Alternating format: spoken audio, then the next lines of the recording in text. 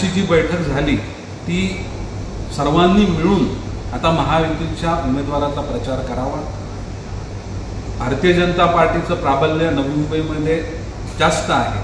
ठाणे जिल्ह्यामध्ये देखील भारतीय जनता पार्टीचे 3 आमदार आहेत, एक अपक्ष आमदार तो देखील भारतीय जनता पार्टीला त्यांचा सपोर्ट आहे। नवी मुंबईमध्ये नगरसेवकांची संख्या ही भारतीय जनता पार्टीच्या पक्षाची जास्त आहे, मीरा भाईंदरमध्ये आहे, ठाण्यामध्ये देखील भारतीय जनता पार्टीच्या नगरसेवकांची संख्या आहे। असं जरी असलं तरी पण आता आपल्याला महायुतीचा प्रचार हा एकत्रितपणे करायचा आहे।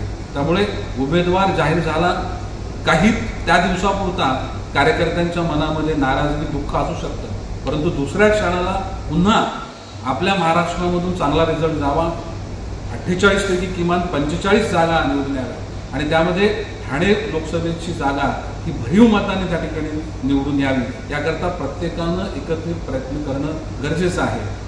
आजवरचं जे कार्यकर्त्यांच्या मनामध्ये साठलेलं ते कुठेतरी आज अनपेक्षितपणे आज बाहेर आलं। नक्कीच नवी मुंबईच्या स्तरावर त्यांनी जे त्यांच्या ज्या कंप्लेंट्स होत्या, त्यांच्या शंका कुशंका होत्या, त्याचं निरसन करणं किंवा त्यांचा अन्याय दूर करणं याकरता आम्ही नक्कीच प्रयत्न करू आणि ज्यावेळेस आमच्या माध्यमातून ते शक्य झालं नाही तर नक्कीच वरिष्ठांशी चर्चा करून ह्या संपूर्ण गोष्टींवर एक चांगलं सकारात्मक एक सर्वांचं एक सहकार्य मिळेल अशा प्रकारची बाब आपल्याला लवकरच बघण्यात येईल।